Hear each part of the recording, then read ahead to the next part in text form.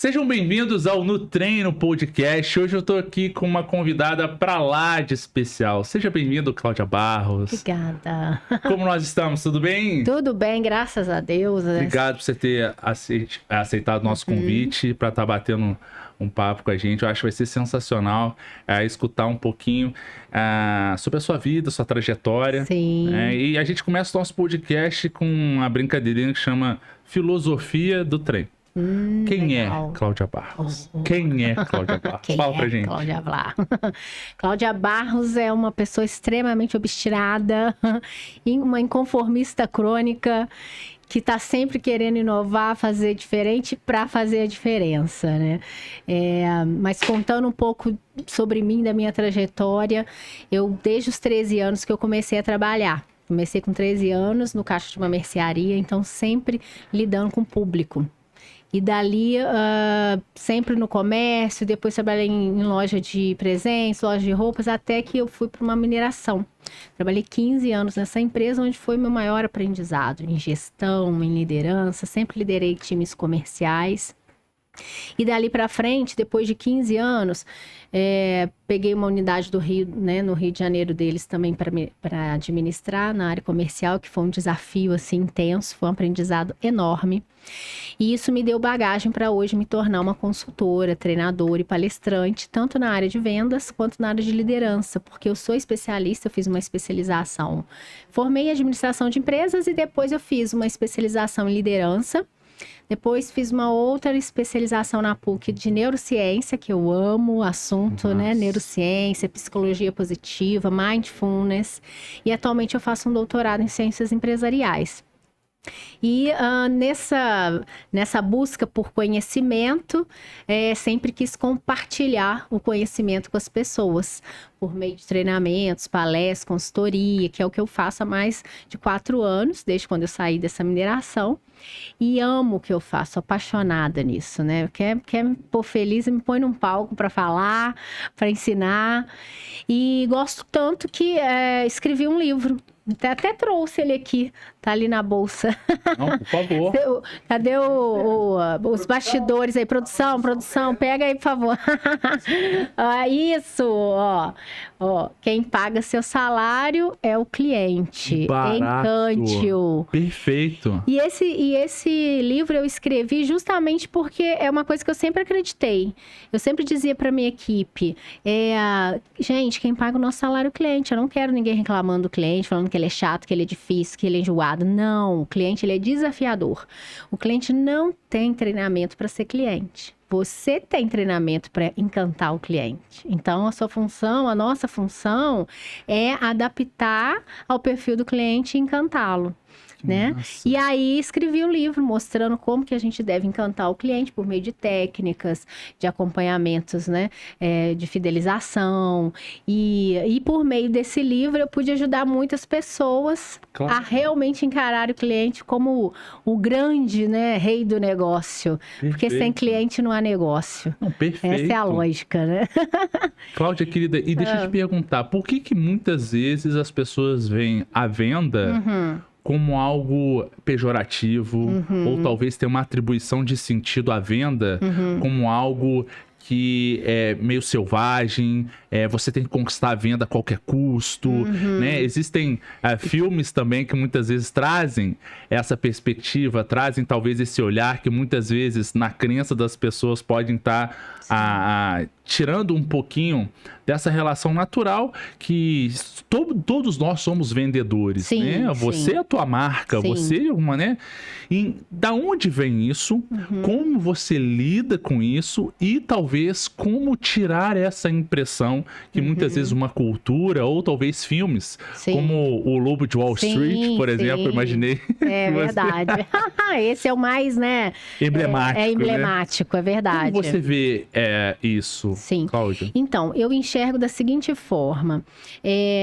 esse lado pejorativo que vem da venda é porque esse vendedor, na verdade, ele não teve um treinamento para conectar com pessoas.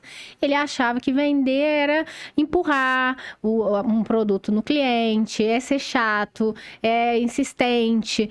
E, na verdade, hoje a gente sabe que venda não é isso. Hoje, por exemplo, o vendedor não é aquele que fala mais, é aquele que escuta mais.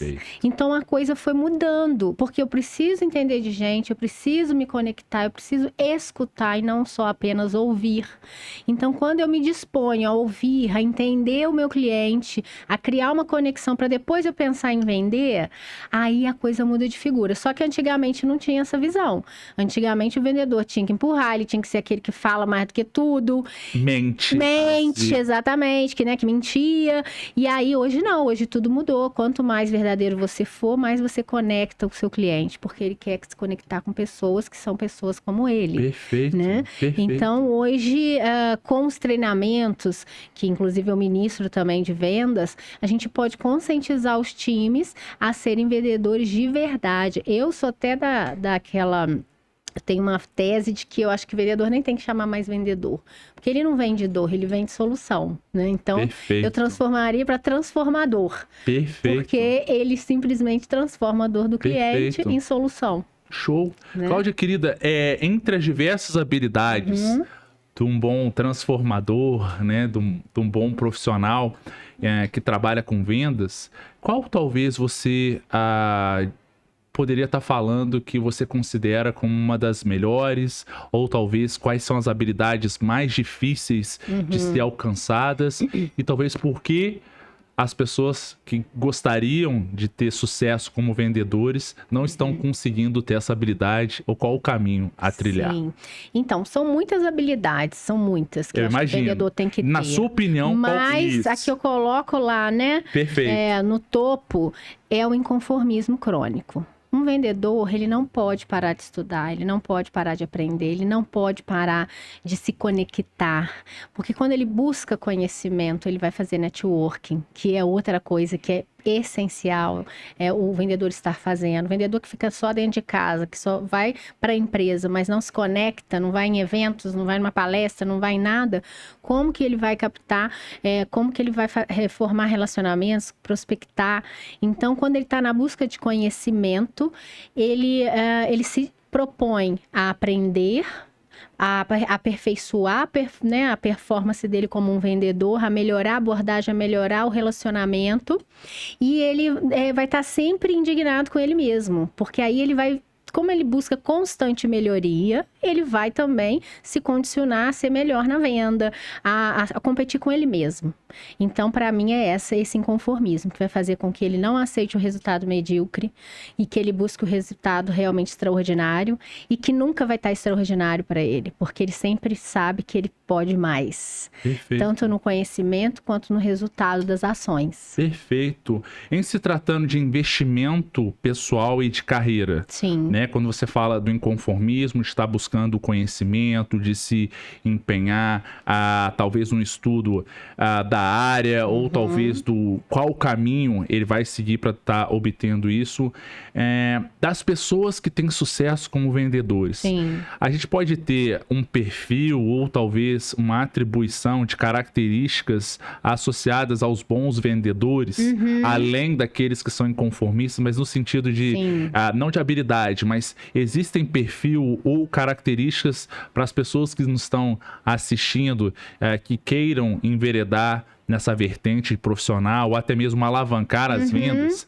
Qual que seria um perfil, talvez, se a gente fosse traçar um perfil? Existe isso? Ou como você vê essa minha pergunta? Então, o vendedor, eu acho que ele tem que ter um conjunto de coisas. Boa. Por exemplo, ele tem que ter ambição.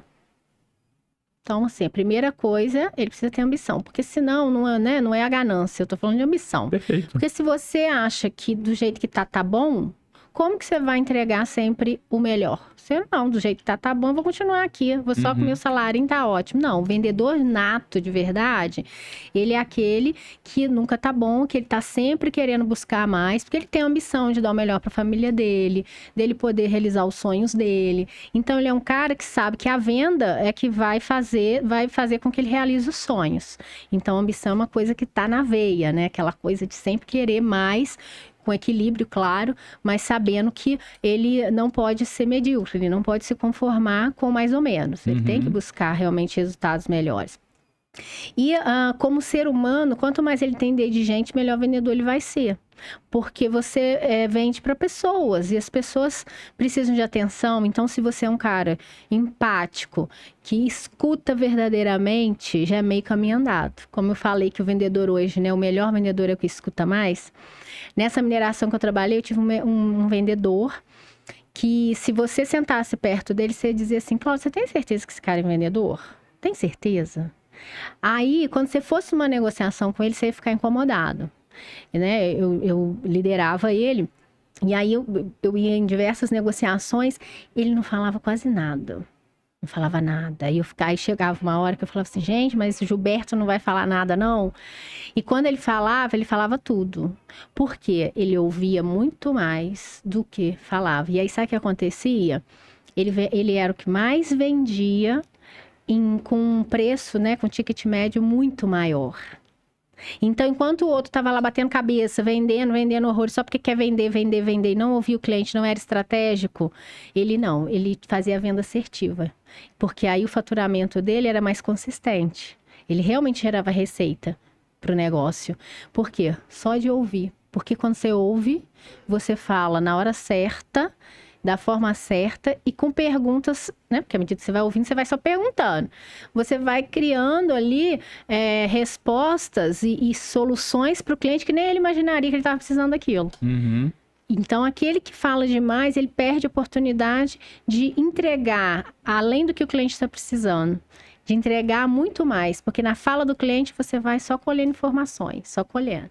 E depois você vai oferecer o preço ideal, porque talvez na correria você ia dar o preço menor, e aí na conversa você vê que o cliente está desesperado, então ele pagaria um pouco mais, e só de ouvir. Então, ouvir, empatia e a ambição é algo essencial que o vendedor tem que ter hoje em dia. Perfeito. Cláudia, e em relação, às vezes, às armadilhas, que talvez uma pessoa, qualquer profissional, ou talvez pessoa, às vezes pode estar vislumbrando uma condição que muitas vezes pode ser uma armadilha para o crescimento dele. Sim. E, às vezes, as pessoas, elas dão mais atenção aos defeitos, ou talvez as coisas que muitas vezes são os principais calcanhar de Aquiles, né? E muitas vezes não consegue identificar, talvez, o crescimento, porque você cai numa armadilha vinculada à falta de compreensão de fato que você tem algo que poderia estar melhorando. Ou até mesmo que você acredita que está completo ou que está com a bola toda, e muitas vezes isso não está acontecendo. Na área de vendas, ou talvez na área desses profissionais, existem algumas armadilhas que podem ser consideradas como obstáculos, ou talvez como falsa sensação de crescimento, e como lidar com isso? Tá. Eu vejo duas grandes armadilhas. A primeira é da mente. Então, às vezes, o próprio vendedor, ele se sabota, sabe? Então, a mente, ela tem que ser regada com a positividade, com realmente energia. A gente sabe que a neurociência, hoje você escolhe estar bem ou não, porque se você vai para o espelho, sorri e fala: hoje meu dia vai ser excelente, começa a gritar, começa a jogar, né? Começa a produzir hormônios positivos, né? Os neurotransmissores aí, serotonina, dopamina, é uma escolha. Eu fiz uma escolha de sair de casa para fazer acontecer. Então, tem que ter muito cuidado com a mente. O que você tem regado a sua mente? Como que você está alimentando a sua mente? Porque se você já sai de casa dizendo que seu dia está difícil, que não vai conseguir, que aquele cliente é muito complicado, que ele não vai aceitar essa proposta, pronto, ali você já perdeu a venda dentro de casa. Perfeito. Então, a venda, ela começa na mente. Então, a primeira armadilha que você tem que fugir dela é a da mente. Começa a alimentar a mente de realmente dizer que você é possível, que aquele desafio para você vai conquistar e que nada vai ser um obstáculo para você intransponível, Perfeito. né? E a segunda armadilha que eu penso é o vendedor, ele querer competir com outros. Eu acho que você tem que competir consigo mesmo. A sua preocupação tem que ser você consigo mesmo. Porque cada um está numa fase, cada um está num contexto, cada um tem tá num contexto diferente. Então, compete consigo mesmo, seja conformista consigo mesmo, né? Modele sem outros. Claro que você tem que modelar, porque tem gente que vai estar acima de você sempre, mas você tem que entender quem você é, e que você pode estar lá como outro, mas que hoje, na condição que você tem que ser melhor do que você foi ontem. E não melhor do que aquele cara, porque aquele cara já está em outra fase, está em outro patamar, que se você tentar aí, você vai se frustrar e não vai conseguir. Então, essas são as duas armadilhas que eu enxergo. Perfeito, sensacional. Dentro dos nichos de mercado, quais são aqueles que provavelmente sempre vão ser um oceano azul, né, um mar azul? Ou quais são aqueles que podem estar desestabilizando? E como alguém poderia estar se direcionando para esses nichos? Então, hoje a gente sabe que esses nichos, né, voltados para tecnologia são os nichos que vão ser a sensação do futuro, né? Inteligência artificial. Perfeito. ChatGPT, tudo que envolve tecnologia, certamente são nichos que vão cada vez mais estar no oceano azul, né? Agora, qual outra pergunta que você fez sobre isso? Quais são os nichos que, além da tecnologia, é o oceano azul e como a gente poderia estar preparando, talvez, para contemplar isso? Isso. E aí, assim, por que o nicho da tecnologia, por exemplo, é um dos que vão ser do futuro? Vai ser o nicho do futuro, digamos. Porque são pessoas que estão sempre em evolução. São pessoas que estão sempre se atualizando, porque a tecnologia hoje é uma coisa, amanhã é outra, daqui a pouco é outra. Exato. Aí eu pergunto, no seu nicho, seja qual ele for, de têxtil, né, indústria, se você não estiver se atualizando, você vai ficar para trás, porque o mercado ele vai mudar. A pandemia não veio para mostrar isso? Concordo. Quem não se atualizou, quem não pegou a onda de tipo, não, eu tenho que ir para online, então eu vou para online, eu tenho que ir para o Instagram, bora. Agora, quem ficou, não sei, não dou para isso, não dá, não sirvo, ou quando a onda do online já estava vindo, não quis adaptar, ficou para trás, né? Muitas fecharam por causa disso. Então, eu acho que, na verdade, o nicho que eu acredito que vai crescer é o nicho de quem realmente acompanha a transformação do mercado. Perfeito. Porque independente do seu negócio, independente do nicho, se você é uma pessoa que está em constante aprendizado e transformação, você vai se adaptar. Até porque se o seu negócio está numa tendência, você está ligado, antenado, está vendo que vai para outra, você já muda rápido e já não vira um problema para você. Você já acha a solução, entendeu? Perfeito.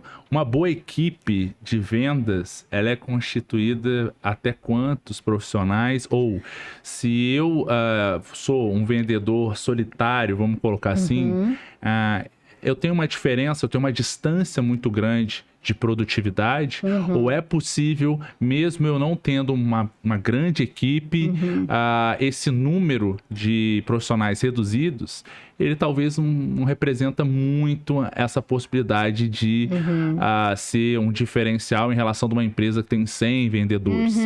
Se isso acontecer, qual que é a justificativa, muitas vezes, para poucos vendedores performar tanto em relação, às vezes, a uma empresa maior?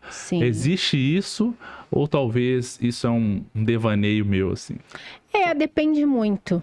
Depende muito do negócio, depende muito. Mas eu penso o seguinte, a contratação, o primeiro passo é você contratar bem. Então, você vai contratar quem? Você vai contratar aquele vendedor que realmente tem o perfil comportamental de resultado. Não adianta você colocar uma pessoa de perfil, por exemplo, como estudos perfis comportamentais, né? Vamos falar uma pessoa que é mais conforme ou que ela é mais loba. Não é o perfil dela gerar esse resultado constantemente de igual um tubarão, né?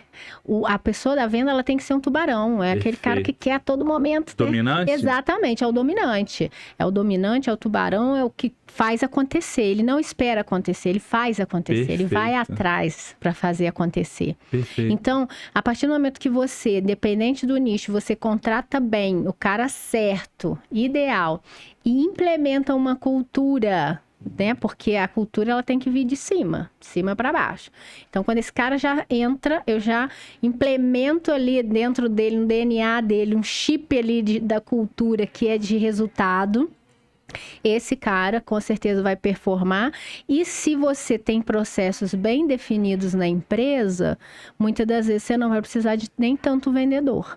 Porque, às vezes, com processo e pessoas focadas em resultado, essas pessoas vão ser suficientes, né, para gerarem resultados. O negócio cresceu, expandiu, óbvio que você vai precisar de mais gente. Mas um processo bem definido com pessoas que são as pessoas ideais para aquele cargo, você não vai ficar inchando o seu time, perdendo tempo, desgastando muitas das vezes e enxugando gelo. Não, aquelas pessoas, elas vão gerar resultado porque elas têm um propósito interno de gerar resultado. Perfeito. É a missão delas de vida. Perfeito. Entende? Perfeito. Uma provocação agora. Sim. Então, suponhamos então que você esteja numa entrevista no qual você está selecionando vendedores. Sim. Você se depara com a seguinte situação: um vendedor de 20 anos de mercado e um vendedor de 5, vai, para não ser tão... Só que às vezes esse vendedor de 20 anos, ele traz às vezes muitos vícios. Sim. Isso talvez pode acontecer, né? E talvez o vendedor de 5, ele tá mais aberto e reconhece talvez que ele poderia estar, de alguma forma, cedendo um pouquinho do tempo dele para aprender um pouquinho com a empresa. Sim.